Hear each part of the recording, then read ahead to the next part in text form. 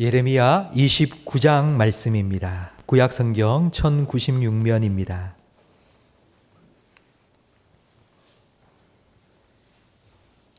예레미야 29장 11절 한 절 말씀이니 우리 다 화면을 보면서 한 목소리로 읽겠습니다. 여호와의 말씀이니라. 너희를 향한 나의 생각을 내가 아나니 평안이요 재앙이 아니니라. 너희에게 미래와 희망을 주는 것이니라. 아멘. 우리 좌우에 계신 분과 인사 나누겠습니다. 잘 오셨습니다. 은혜 많이 받으세요. 오늘 그리고 다음 주일까지는 하나님 보시기에 천하보다 귀한 한 영혼, 우리가 5개월 동안 품고 기도했던 태신자들을 모시고 함께 예배드리는 새생명 축제입니다. 오늘 우리 교회에 처음 오신 분들 진심으로 환영하고 축하합니다. 그리고 우리 교회에서 오늘 이렇게 예배 드리는 것뿐만 아니라 지난 한 주일 동안 당근 나눔 전도를 했습니다. 성도님들이 집에 쓰시던 물건, 그리고 사놓고 한 번도 쓰시지 않은 물건들을 우리 교회에 좀 기증을 해주셔서 우리 성도님들 통해서 당근에 올렸습니다. 무료 나눔으로. 그래서 지난 한 주간 한 50여 명 정도가 우리 교회에 직접 오셔서 물건도 받아가시고 전도지도 받아가시고 음료수도 받아가시고, 그리고 그 당근에 후기를 남겨주셨어요. 그 중에 한 후기가 침산제일교회가 다시 보입니다. 침산제일교회가 새롭게 보입니다. 이런 글을 올려주셨습니다. 오늘 그리고 또 다음 주일 그리고 이번 주간 다음 주간까지 우리 교회에 발걸음 하시는 분들의 그 발걸음이 헛되지 않고 복된 발걸음이 될 수 있도록 우리 성도님들 계속하여서 기도해 주시기 바랍니다. 우리 한 번 더 인사하겠습니다. 잘 오셨습니다. 축복합니다. 오늘은 10월 15일입니다. 벌써 10월도 중순이 되었는데요. 올해는 유난히 더웠고 그리고 참 많은 비가 내렸습니다. 국지성 호우로 인하여서 참 많은 재산과 인명 피해를 올해는 입었던 것 같습니다. 기상이변이 참 많이 일어나고 있습니다. 요즘에 가장 많이 욕을 먹는 곳이 기상청입니다. 아무리 과학적인 데이터를 가지고 내일 날씨가 이렇다 저렇다 해도 안 맞습니다. 오늘날은 불확실성의 시대입니다. 불확실성이라는 말은 예측하지 못한 일들이 마구마구 일어난다는 뜻입니다. 불확실성의 시대를 살아가는 우리에게는 불안이 있습니다. 내일 무슨 일이 일어날까? 내일 나는 어떻게 될까? 불안하며 살아가는 우리에게 하나님께서 말씀해 주십니다. 오늘 우리가 함께 읽은 말씀을 다시 한 번 더 읽겠습니다.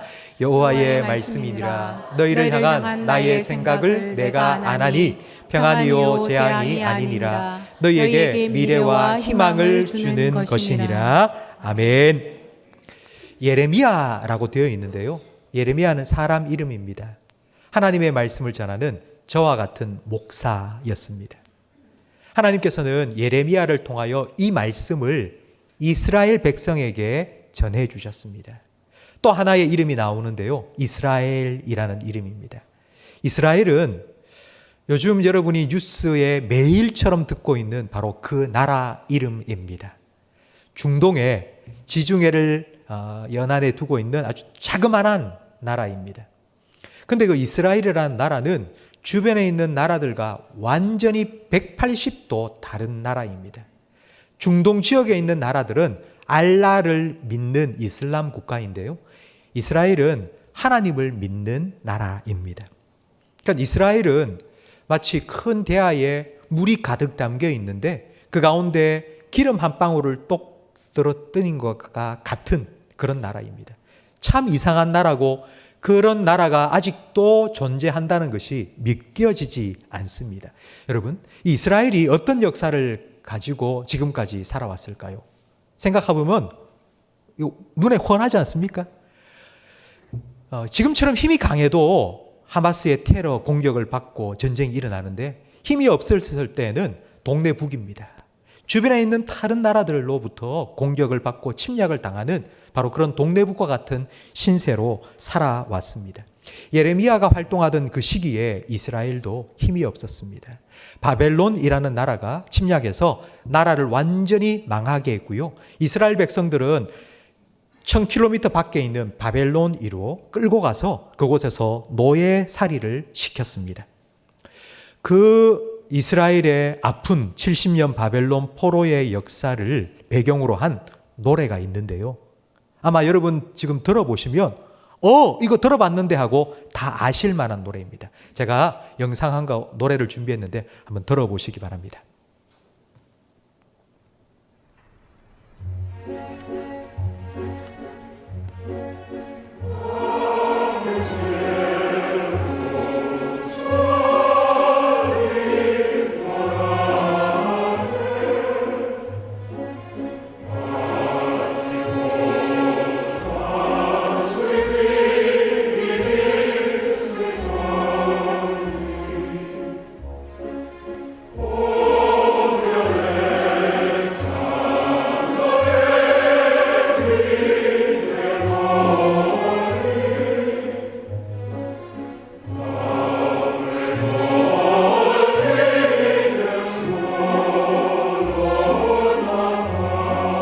이 노래는 베르디가 작곡한 오페라 나부코에 나오는 히브리 노예들의 합창입니다.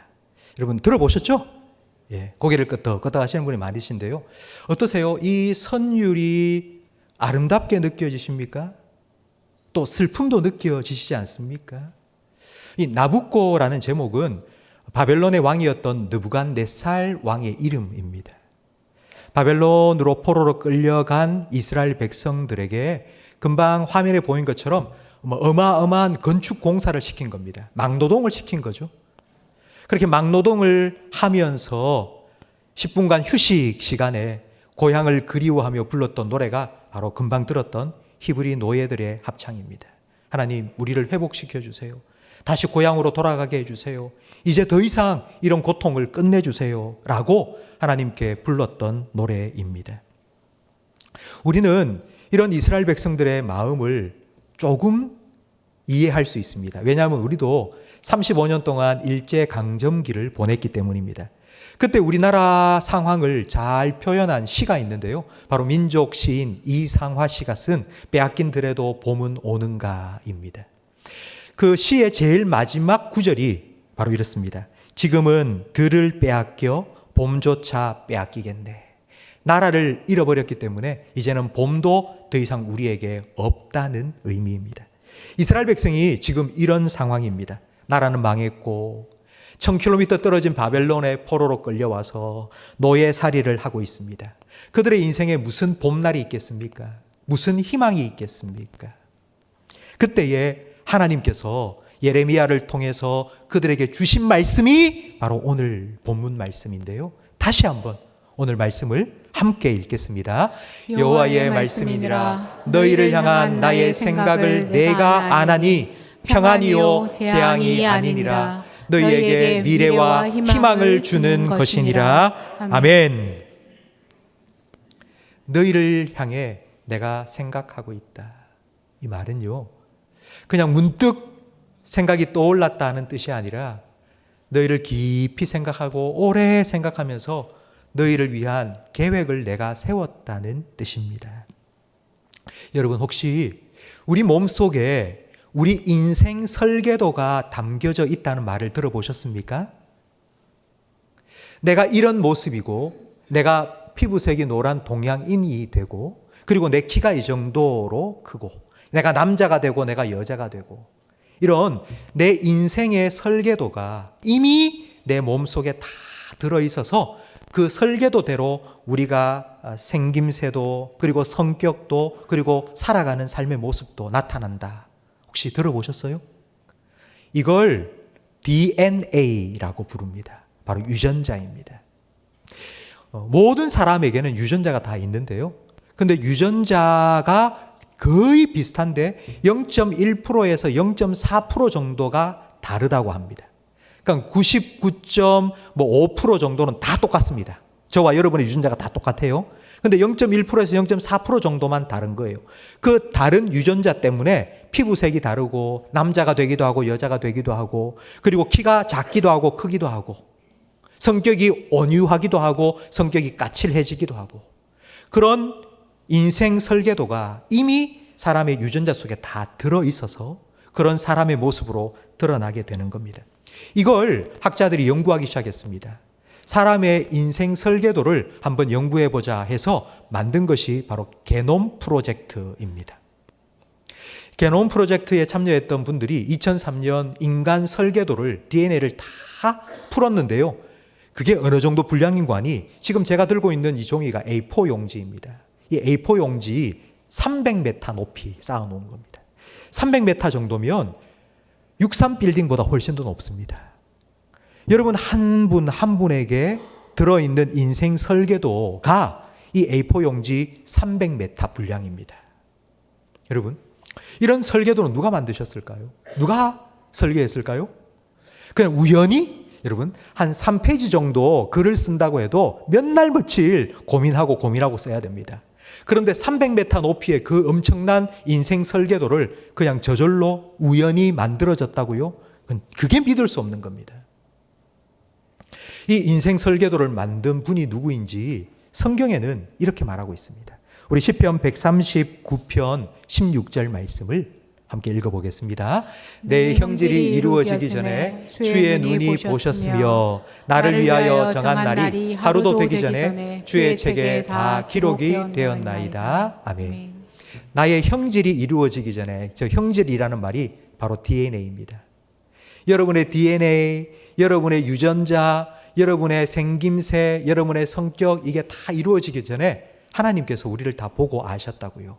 그리고 하나님 책에 그걸 다 기록해 놓으셨다고 말씀하고 있습니다. 우리는 우연히 이 땅에 태어난 것이 아닙니다. 부모님이 가족 계획 실패해서 실수로 태어난 사람들도 아닙니다.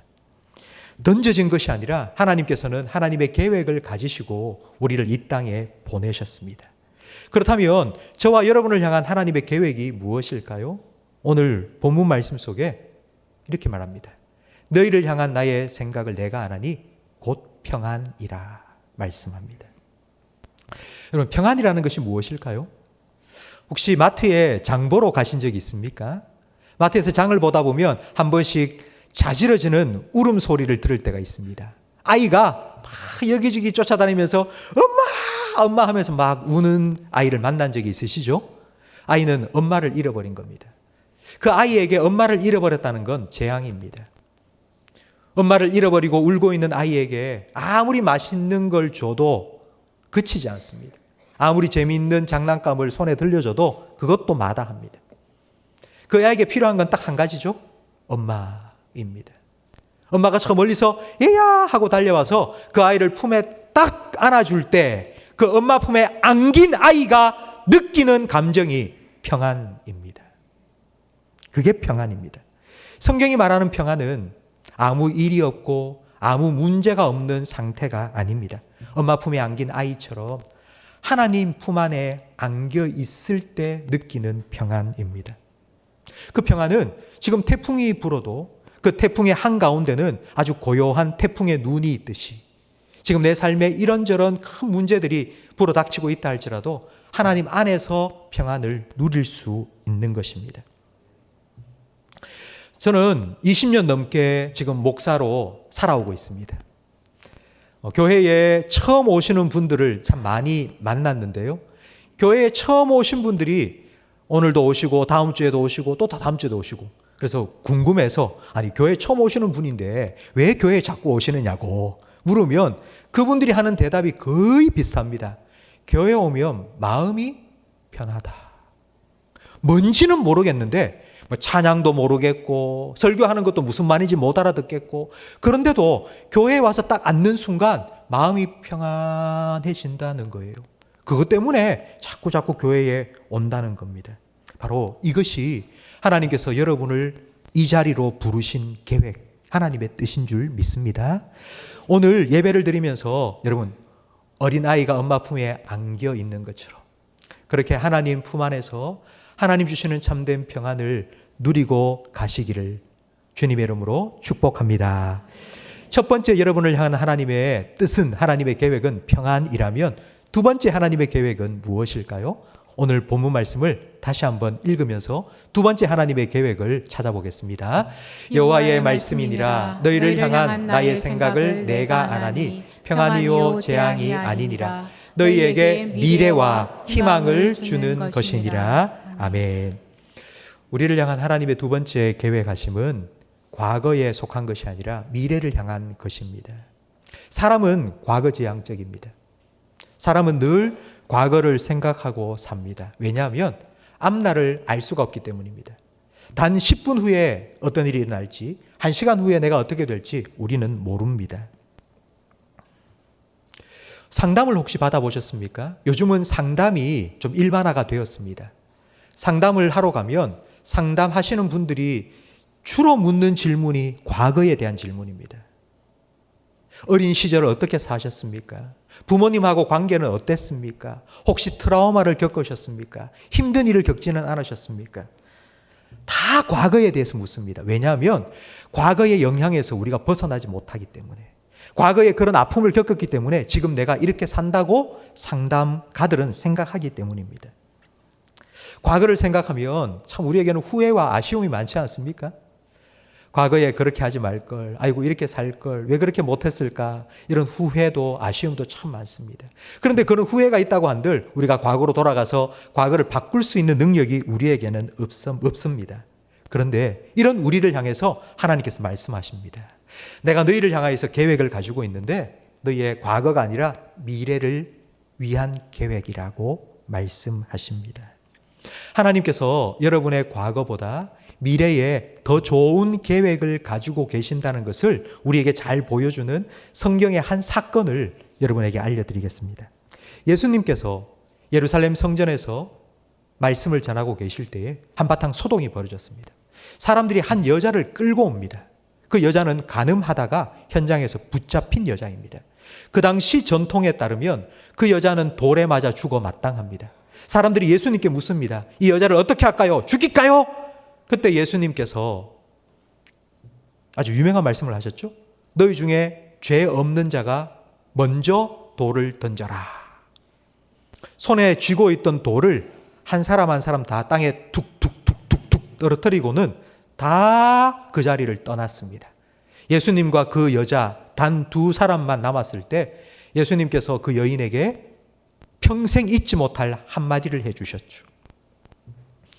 나는 너를 정죄하지 않는다. 돌아가서 다시는 이런 삶을 살지 마라. 말씀하셨습니다. 예수님은 이 여자가 과거에 무슨 짓을 했는지 관심이 없었습니다. 과거에 이 여자가 어떤 사람이었는지도 관심 가지지 않으셨습니다. 앞으로 네가 어떻게 살지, 네가 어떤 모습으로 변화될지 예수님께서는 거기에 관심을 가지신 것입니다. 성도 여러분, 하나님께서는 여러분의 과거보다 여러분의 미래에 더 좋은 계획을 가지고 계신다고 말씀하십니다. 하나님은 앞으로 여러분을 이렇게 만들어 가실 거라고, 이렇게 변화시켜 가실 거라고 하나님께서 계획을 가지고 계십니다. 바로 그 하나님을 믿고 사는 것이 우리에게 세 번째 하나님의 계획인데요. 성도 여러분, 앞에서 제가 하나님께서 우리를 향한 인생 설계도를 가지고 계신다고 말씀드렸죠. 설계도가 있다면 그 설계도대로 집을 만들어야 됩니다. 만약 그 설계도대로 집을 짓지 않으면 무너집니다. 설계도대로 공사를 해야지 안전한 집이 될 수 있습니다. 그런데 공사 과정은 좀 시끄럽고 어지럽습니다. 먼지도 나고요, 시끄럽습니다. 왜냐하면 공사 중이기 때문입니다. 지금 우리의 모습을 보면 공사 중입니다. 아직 하나님의 계획하신 완성된 모습이 아니에요. 아직까지 우리는 지금 공사 중이에요. 그래서 우리를 보면 먼지도 불썩불썩 나고요, 그리고 시끄럽고 소음도 많이 납니다. 그러나 그런 우리의 모습 때문에 실망할 필요가 없습니다.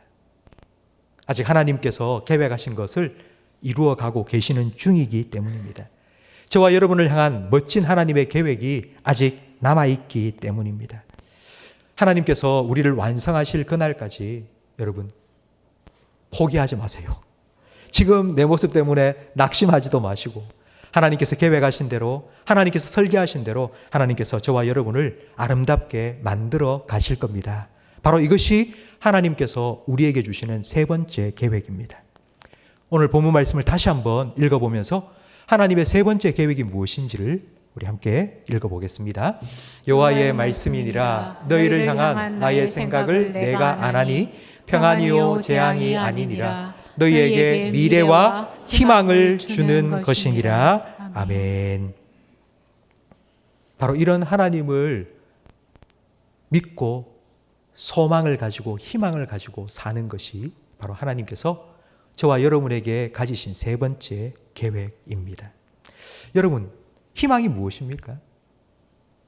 여러분에게는 희망이 있습니까? 여러분이 생각하는 희망이라는 것은 어떤 것입니까? 저는 어떤 단어의 뜻을 잘 모를 때 그 뜻에 반대되는 단어를 생각해 봅니다. 예를 들자면 생명이 무엇인지를 잘 모르겠다 싶으면 그 반대되는 죽음을 생각해 보면 됩니다. 죽었다는 건 꼼짝하지 못합니다. 죽었다는 건 숨도 못 쉽니다. 죽었다는 건 이제 썩어가는 것입니다. 그것에 반대되는 것이 생명입니다. 살아있고 움직일 수 있고요. 생명이 무엇인지 훨씬 더 여러분에게 명확하게 다가오지 않습니까? 그렇다면 희망이 무엇인지 잘 모르겠다 싶으면 그 희망의 반대말을 생각해 보세요. 희망의 반대말은 절망입니다. 절망은 희망이 사라진 상태입니다. 실존주의 철학의 아버지라고 일컫는 키에르케고르는 절망은 죽음에 이르는 병이라고 말했습니다. 희망이 사라지고 절망에 빠진 사람은 죽어간다는 뜻입니다. 육신의 병이 아니라 마음의 병입니다. 1957년 미국의 존스 홉킨스 의대에서 존 리허티 교수 팀이 한 가지 실험을 했습니다. 그 실험의 내용이 이런데요. 큰 유리병 속에 생쥐를 한 마리 넣고 거기에다가 물을 막 부었습니다. 그러니까 생쥐가 물에서 빠져나오려고 막 헤엄치겠죠? 근데 아무리 헤엄쳐도 그 미끄러운 유리벽 벗어날 수가 없는 거예요. 그렇게 한 15분 동안 막 헤엄을 치다가 포기하고 그냥 물속에 가라앉아 죽었습니다. 근데 두 번째 시험을 하는데 똑같이 먼저 생쥐를 넣고 물을 막 부었습니다. 그래서 막 생쥐가 허우적허우적거리면서 빠져나오려고 애쓰다가 이제 포기를 할 즈음 그때에 딱 건져준 겁니다. 딱 건져주었다가 다시 물속에 넣었습니다. 그럼 그 생쥐는 어떻게 되었을까요? 물에 빠져 죽을 뻔한 그 생쥐를 죽기 직전에 딱 건져 주었다가 다시 넣었으니까 금방 힘이 빠져 죽을 거 아닙니까? 아니요, 그렇지 않습니다. 3일 동안 헤엄을 계속 친 거예요. 서울대 심리학과 최인철 교수는 이 실험에 대해서 이런 말을 했습니다. 누군가 자기를 구해준 경험이 쥐에게 희망이라는 강력한 힘을 주었다. 그러면서 이 실험에서 우리가 배워야 할 한 가지 교훈이 있는데 희망이라는 것은 나 자신에게서부터 나오는 것이 아니라 다른 사람의 도움으로부터 온다는 것이다 라고 말했습니다. 여러분, 큰 유리병 속에 수많은 쥐가 지금 들어가 있습니다. 그리고 물을 부었습니다. 나 같은 쥐가 막 살려고 허우적 거리고 있는데 그 안에서 무슨 희망을 우리가 찾을 수 있겠습니까? 누군가가 건져 주어야죠. 누군가 나를 건져 줄 때에 나 살았다. 누군가 나를 도와주는구나. 나를 잊지 않았구나. 누군가 나에게 손을 내밀어 주는 분이 있구나. 그것을 알게 되면 우리는 그 속에서 희망을 발견하게 됩니다. 바로 그분이 누구인지 오늘 본문 말씀을 우리 다시 한번 읽어보겠습니다. 여호와의 말씀이니라 너희를 향한 나의 생각을 내가 아나니 평안이요 재앙이 아니니라 너희에게 미래와 희망을 주는 것이니라. 아멘. 하나님께서 여러분에게 말씀하세요. 너희를 향한 내 계획이 있다고. 내가 너희에게 희망을 주기 원한다고. 내가 주는 희망을 붙잡고 살아가는 것, 그것이 내가 너희를 향한 계획이라고 하나님께서 우리에게 말씀하십니다. 오늘날 우리가 하루하루를 살아가면서 수많은 소식을 듣고 삽니다. 근데 우리가 듣는 소식들이 희망적인 것이 별로 없는 것 같습니다. 이제 10월 달입니다. 이제 내년을 준비해야 되는데요. 내년에 대한 전망을 요즘 많이 듣습니다. 내년은 어떻게 될 거다. 내년 경기는 어떻다. 내년 물가는 어떻다. 그런 소식을 많이 듣지 않습니까? 근데 어떠세요? 올해보다 내년이 더 좋다는 말을 들은 적이 있습니까? 지금 이때까지 살아오면서 우리는 해마다 내년은 더 힘들어질 거다. 더 어려워질 거다. 이런 말만 듣고 살아오지 않았습니까? 병원에 가보셨어요? 병원에 진료를 받고 나면 의사 선생님들이 하는 말도 비슷합니다. 뭐 좋은 말, 긍정적인 말, 희망적인 말, 그런 말보다는 아이고 이렇게 해서는 안 되는데 끊어야 됩니다. 절대로 안 됩니다. 이거 하면 안 됩니다. 그런 말 많이 하죠. 그리고 뭐 희망적인 말이라고 하는 것이 뭐 50대 50입니다. 뭐 이런 말을 하고요. 그래서 저는 왜 이럴까? 왜 세상 사람들이 계속하여서 좀 희망적인 말보다는 그렇지 않은 말들을 더 많이 할까 생각해 보니 덜 실망하라고 그런 말을 하는 것 같습니다. 희망이 크면 실망도 크다는 말이 있지 않습니까? 희망을 자꾸 불어넣어서 마음이 점점 부풀어 오른 풍선같이 되었는데 그만 뻥 하고 터뜨리면 너무 충격이 크니까 차라리 희망을 갖지 말고 살자. 그래서 희망을 품지 말고 살면 조금 덜 실망하고 살 수 있지 않나. 바로 이런 생각을 하기 때문에 우리가 희망을 주기보다는 그렇지 않은 말들을 더 많이 하고 사는 것 같습니다. 그런 우리를 향해서 하나님께서는 말씀하십니다. 내가 너를 향하여 계획을 가지고 있다고. 내가 너에게 희망을 주고 싶다고. 오늘보다 내일이 더 나은 삶이 되도록 내가 계획을 가지고 있기 때문에 내가 너를 향한 미래의 계획을 온전히 이루어 갈 거라고. 지금은 공사 중이지만 내가 너를 완성할 거라고. 그런 아름다운 모습으로 완성될 때까지 내 품 안에 거하라고. 내가 너를 꼭 품어줄게. 평안을 누리라고. 하나님께서 오늘 말씀을 통하여 저와 여러분을 향한 계획을 우리에게 알려주신 것입니다. 여러분에게는 희망이 있습니까? 오늘보다 내일이 더 좋을 것 같다는 그런 희망이 어디에서 여러분에게 있습니까? 무엇 때문에 그런 희망을 갖게 되었습니까? 혹시 우리가 붙잡은 그 희망이 내일은 뭔가 달라질 거야. 내일은 내 삶이 완전히 역전될 거야. 내가 지금 붙잡고 있는 그것이 만약 신기루처럼 사라져 버린다면 우리는 어떤 삶을 살게 될까요? 그래서 하나님께서는 여기에 참된 희망이 있다고, 소망이 있다고, 오늘을 그리고 내일을 하루하루를 다람쥐 쳇바퀴 돌듯이 굴러떨어진 그 돌을 다시 언덕 위로 올려 보내는 시지프스와 같은 그런 삶을 살지 않고 오늘도 내일도 소망 가운데 희망 가운데 살아갈 수 있도록 하나님께서 우리의 소망이 되어주시고 희망이 되어주시겠다고 우리에게 말씀하여 주십니다. 오늘 이 말씀은 원래 70년 바벨론 포로로 잡혀가 노예살이를 하고 있던 이스라엘 백성에게 주신 하나님의 말씀입니다. 하나님께서 왜 70년 포로 생활하고 노예살이하고 있던 이스라엘 백성에게 이 말씀을 주셨을까요? 70년이 지나면 다시 하나님께서 그들을 회복시켜 주실 거기 때문에, 다시 고향으로 돌아오도록 하실 거기 때문에 그 70년 동안 절망 속에 죽어가지 말고 소망을 품고 살아가라고 하나님께서는 이 말씀을 이스라엘 백성에게 들려주셨고요. 오늘 저와 여러분에게도 하나님께서 같은 마음으로 이 말씀을 우리에게 들려주신 것입니다. 성도 여러분, 그리고 오늘 이 자리에 함께 예배드리는 우리 태신자 여러분, 하나님이 여러분을 향하여 어떤 계획을 가지고 계신지 오늘 우리가 함께 들었습니다. 하나님의 계획은 평안입니다. 엄마 품에 안겨있는, 꼭 안겨있는 그 어린 아이가 누리는 그 평안을 여러분 하나님 안에서 누리시기를 축복합니다. 하나님 여러분의 과거보다 네가 옛날에 어떻게 살았어? 네가 무슨 짓을 했어? 그걸 하나하나 따지면서 너 그래서 안 돼가 아니라 앞으로 너의 삶에 내가 이런 계획을 가지고 있으니 내가 너를 이렇게 만들어 갈 거라고 그 하나님의 계획을 믿고 그렇게 만들어 가실 하나님을 여러분 소망하며 살아가시기를 주님의 이름으로 축복합니다.